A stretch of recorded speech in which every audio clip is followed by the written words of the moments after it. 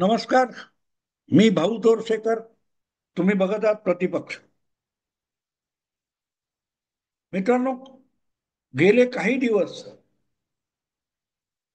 राजकारणापासून शरद पवार खूप बाजूला आहेत हे आता जाणवायला लागले. म्हणजे काल परवा पंतप्रधान नरेंद्र मोदी यांना 75 वर्ष पूर्ण झाली आणि त्यांच्या वाढदिवसानिमित्त ज्या बातम्या रंगवल्या जात होत्या, सांगितल्या जात होत्या, त्यामध्ये कोणीतरी शरद पवारांना एक प्रश्न विचारला की 75 वर्ष नरेंद्र मोदींची पूर्ण झाली, तर त्यांनी आता राजकारणातून निवृत्त व्हावं अशी चर्चा होते.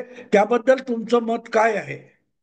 तेव्हा शरद पवारांनी जे उत्तर दिलं की मी कुठल्या तोंडाने मोदींना निवृत्त व्हायला किंवा राजकारणातून थांबायला सांगू, कारण मीच इतकं वय सरकल्यानंतर सुद्धा थांबलेलो नाही.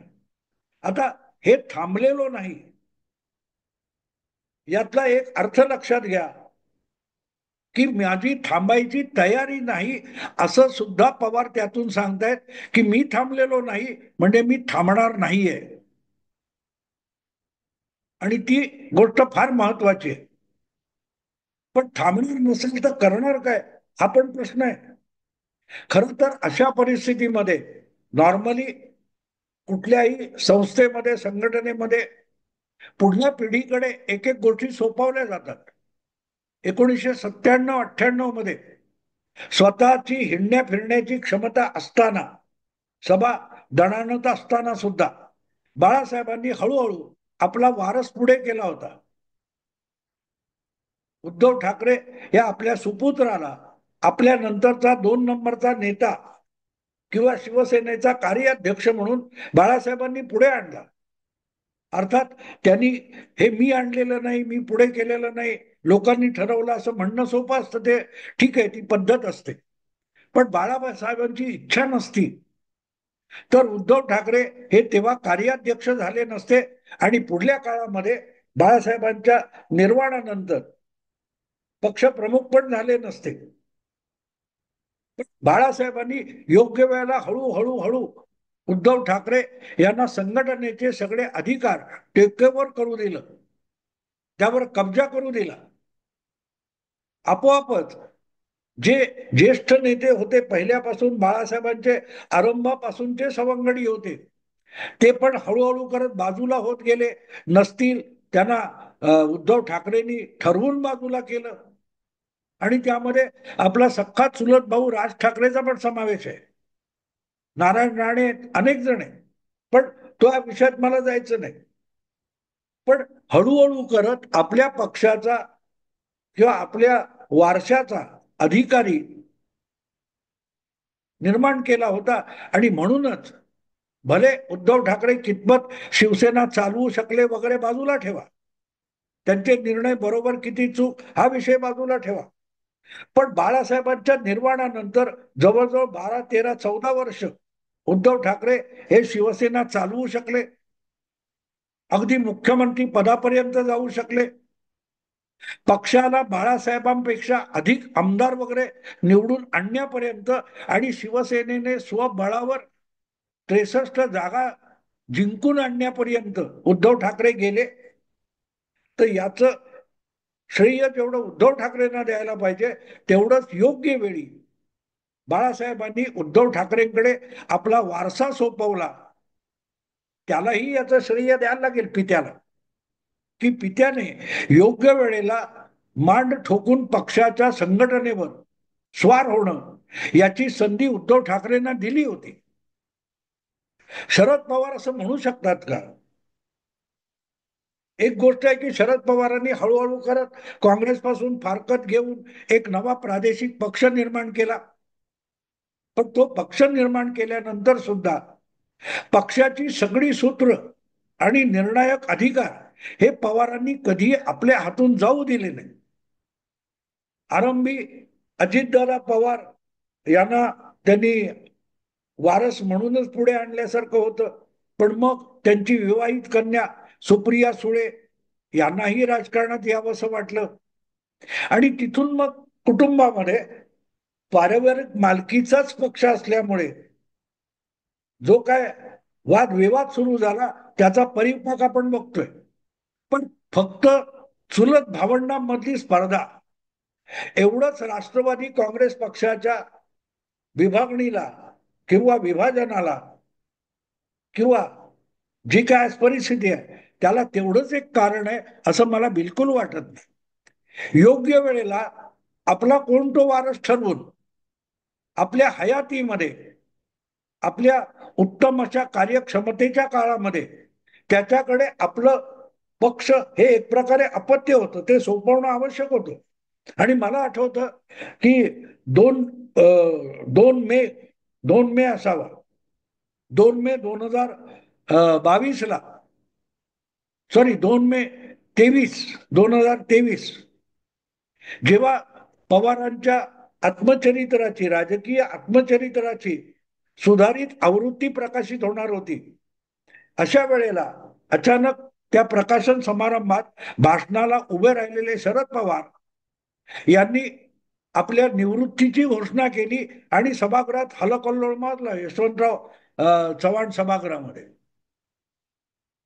हे सगळे कार्यकर्ते अंगावर गेले की नाही नाही साहेब तुम्ही रिटायर व्हायचं नाही, आणि तो सगळा प्रसंग आठवा, त्याचं रेकॉर्डिंग उपलब्ध आहे. एका बाजूला पवारांचे पुतणे अजितदादा हे साहेबांच्या निवृत्तीचं समर्थन करत होते आणि बाकी जवळजवळ सगळे लोक उपस्थित कार्यकर्ते आणि बाकीचे नेते ज्यातले बहुतांश नेते आज अजितदादांच्या बरोबर आहेत आणि ज्यांनी पवारांचं नेतृत्व झुगारलेलं आहे असे सगळेच्या सगळे नेते. हे तुम्हाला आठवत असेल तर त्या यशवंतराव चव्हाण सभागृहामध्ये त्या निवृत्तीला विरोध करत होते. प्रफुल्ल पटेल असतील सगळे. पण पवार साहेबांनी आपण निवृत्तीचं ढोंग करत होतो हे विनाविलंब दाखवून दिले. अगदी आपल्या निवृत्तीला विरोध करणारे त्याला माईक दे रे, त्याला माईक दे रे. म्हणजे आपल्या निवृत्तीला विरोध करणाऱ्यांच्या बाबतीत पवार तटस्थ सुद्धा राहू शकले नाही. ते आपल्या निवृत्तीला विरोध करून आपल्याला थांबवा यासाठी आग्रहपूर्वक अनेकांना बोलायला लावत होते.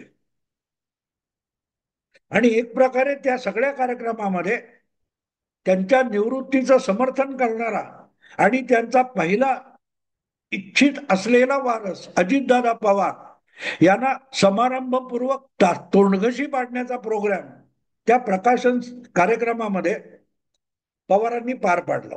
हे मी एवढ्यासाठी सगळी आठवण करून देतोय की आज जी पवारांची केविलवाणी अवस्था दिसते या वयामध्ये, या इतक्या व्याधीग्रस्त अशा प्रकृतीमध्ये ते ज्या प्रकारे फिरतायत, कार्यक्रम करतायत, भाषणं करतायत,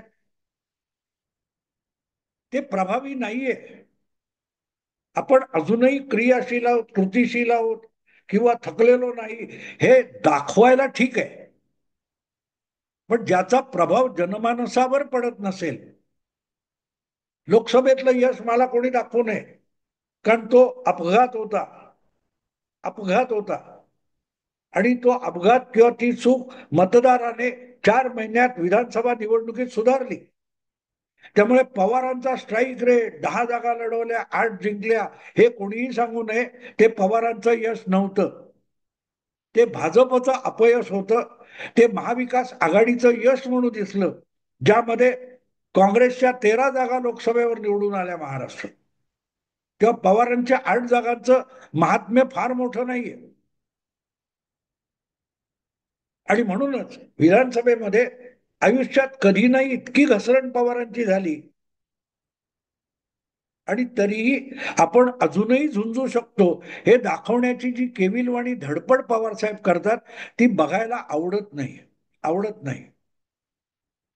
कारण ज्या पद्धतीत आजचं महाराष्ट्रातलं राजकारण चालू आहे त्यामध्ये पवारांसाठी उरलं काय असा प्रश्न विचारावा असं वाटतं. अजून 3.5 वर्ष कमीत कमी लोकसभेची निवडणूक नाहीये. विधानसभेची निवडणूक तर जवळजवळ 4 वर्ष नाहीये. होणार आहेत कुठच्या तर महापालिका, नगरपालिका, जिल्हा परिषद, तालुका पंचायत अशा स्थानीय निवडणुका होणार आहेत. आणि स्थानीय निवडणुकांमध्ये राज्य किंवा राष्ट्रीय पातळीवरच्या नेतृत्वाला काडीचंही महत्व नसतं आणि त्याच्यातल्या विजय आणि पराजय याचं गणित राष्ट्रीय किंवा राज्याच्या नेतृत्वाच्या खात्यात जमा होत नाही. हे मी एवढ्यासाठी सांगतोय की पुढची लोकसभा निवडणूक ही 2029 मध्ये येणार आहे आणि त्यानंतर पुढे 5-6 महिन्यांनी विधानसभेची निवडणूक होणार आहे. तोपर्यंत पवार साहेब हिंडण्या फिरण्याच्या स्थितीत तरी राहतील का? आणि नसतील तर मग त्यांची जी राजकीय पुण्याई आहे किंवा वारसा आहे तो पुढे कोण चालवणार असा प्रश्न आहे. एक प्रकारे तो वारसा अजितदादा चालवत आहेत असं म्हटलं पाहिजे. अगदी शिवसेना भाजप युतीच्या सोबत जाऊन सुद्धा आपण फुले शाहू आंबेडकर परंपरेतले आहोत हे अजितदादा ठणकावून सांगतात. त्यामुळे ते काकांचाच वारसा चालवतात असं म्हणायला हरकत नाही. पण तो आपला वारस असं खुद्द शरद पवारांना वाटतं का? तर त्याचं उत्तर नकारार्थी आहे. नकारार्थी आहे. एक गोष्ट अगदी साफ झाली या सगळ्या गेल्या 2-2.5 वर्षाच्या घडामोडीमध्ये की पवार कधीही अजितदादांना आपला वारस मानत नव्हते. ज्या प्रकारे अनेक इतर कार्यकर्त्यांना, मग प्रफुल्ल पटेल असतील, वळसे पाटील असतील किंवा जितेंद्र आव्हाड असतील, या सगळ्यांना आपण उपकृत केले, तसंच आपण आपल्या पुतण्याला उपकृत केलं. ही पवारांची अजितदादांच्या बाबतीतली धारणा राहिलेली आहे. आणि म्हणूनच प्रश्न असा आहे की त्यांचा वारसा घेऊन पुढे कोण जाणार आहे, तर तेही त्यांनी दाखवून दिलं.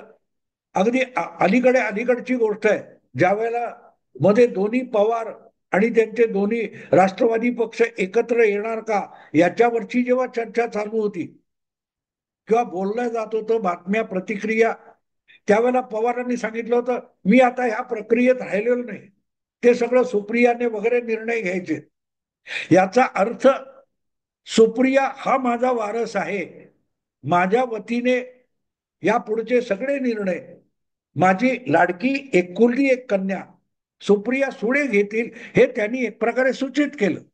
आणि मग दुसरा त्यांचा लाडका नातू ज्याचं नाव रोहित पवार आहे, तो सुद्धा आज ज्या आक्रमकतेने बोलतोय ते बघितल्यानंतर एक गोष्ट लक्षात येते की पवारांची एक अपेक्षा आहे की आपला वारस म्हणून, आपला वारसा म्हणून सुप्रिया ताईंनी राजकारणात टिकलं पाहिजे आणि ते चालवलं पाहिजे.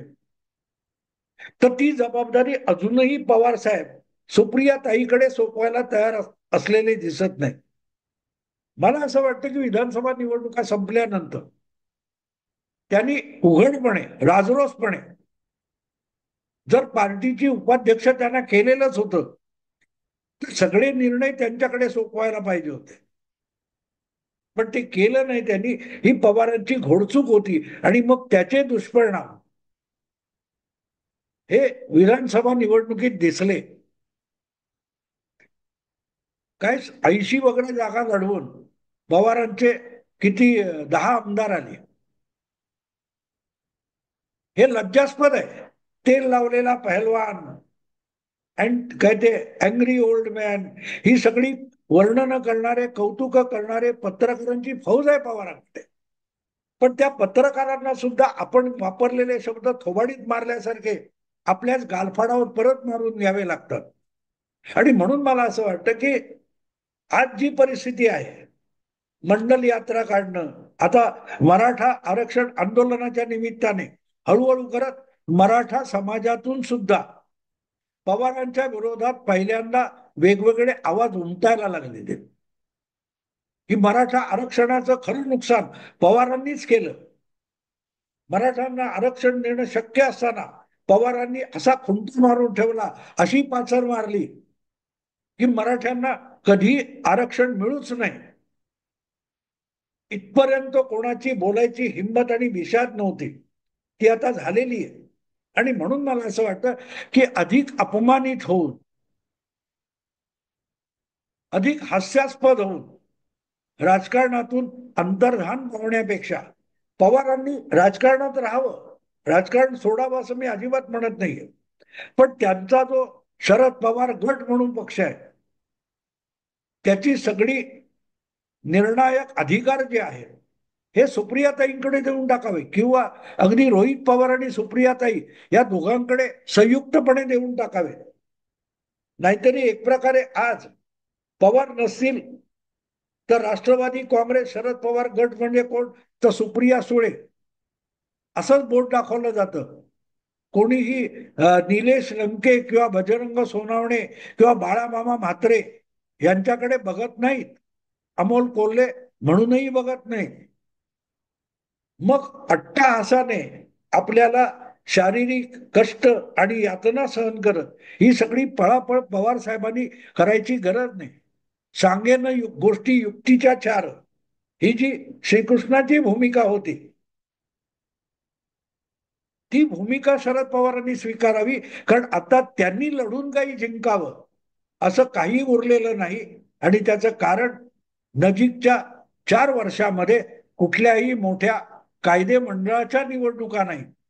जिल्हा परिषद इकडची जिंकली तिकडची हरली, महापालिका इकडची जिंकली तिकडची हरली, ह्याच्याबरोबर त्याची युती वगैरे, ह्या सगळ्या परिपाकात जाणं हे पवारांसाठी मला वाटते अपमानास्पद आहे. आणि आगामी वर्षामध्ये, पुढच्या वर्षी 4-5 महिन्यातच, कदाचित एप्रिल मार्च असेल, पवार साहेबांची राज्यसभेची मुदत संपते. आणि राज्यसभेची मुदत संपल्यानंतर पवार साहेब कुठली निवडणूक लढवणार आहेत. आणि जर ती निवडणूक लढवली नाही तर मग पवार साहेब हे दिल्लीच्या राजकारणात नसेल आणि महाराष्ट्राच्या राजकारणात त्यांना मागे टाकणारे वेगवेगळ्या पक्षातले अनेक नेते पुढे आलेले आहेत. हे सगळं बघितल्यानंतर पवारांसाठी आता राजकारणात भवितव्य काय उरलं असा प्रश्न विचारावा वाटतो. आणि तो विचारण्याचं कारण आहे की 6 दशक राजकारणात स्वतःला चिंब चिंब भिजवून घेतलेला हा माणूस एका प्रकारचं समर्पण आहे. शिव्या घाला, त्यांच्यावर आरोप करा, सगळं काही करा, पण ज्या माणसाने महाराष्ट्रात आपल्या आयुष्यातला 60 वर्षाचा कालखंड, एक एक मिनिट आणि सेकंद हे राजकारणासाठी अर्पण केले, त्याचे परिणाम सोडून द्या. पण ते जेवले राजकारणासाठी, त्यांनी सिनेमा बघितला राजकारणासाठी, त्यांनी नाटकं बघितली राजकारणासाठी, त्यांनी पुस्तकं वाचली राजकारणासाठी. राजकारणावर आणि राजकारणातल्या उचापतींसाठी इतकं समर्पित जीवन असलेला दुसरा महाराष्ट्रातला नेता सापडणार नाही. आणि म्हणून थकलेलं शरीर आणि व्याधीग्रस्त शरीर हे घेऊन लुडबुडायचं आणि मग त्यामध्ये पराभूत व्हायचं, एका कडेला जाऊन पडायचं, अशी अवस्था पवारांची. मी त्यांचा टीकाकार असूनही मला बघवत नाही, असूनही बघवत नाही. आता मराठा आरक्षणाचा एवढा मोठा विषय झाला, त्यात शरद पवार कुठे होते? काही 4 लोकांनी टीका टिप्पणी केल्या, शिव्या घातल्या, या पलीकडे पवार त्यात नव्हते. ते मंडल आयोगाचा काय, तो मंडल यात्रा करायला निघाले. त्यातून साध्य काय झालंय? कुठेतरी साधलं काय बघायला पाहिजे. आणि पवार आणि काही साध्य झालं नाही. म्हणजे पवारांवर सातत्याने 50 वर्ष संधी साधू आरोप झालाय. आणि जर ही सगळे काय ते गेल्या 4-5 वर्षामध्ये इतकी धडपड करून काहीच साधलं नाही असं जेव्हा चित्र दिसतं तेव्हा वाईट वाटतं. पवार साहेब उरलेल्या आयुष्यात आपल्यासाठी उरलं काय, राजकारणात होता आपल्यासाठी उरलं काय, याचा विचार करा. एवढंच आवाहन करण्यासाठी हा व्हिडिओ केला. आवडला लाईक करा, शेअर करा आणि प्रतिपक्षाला सबस्क्राईब करा. नमस्कार.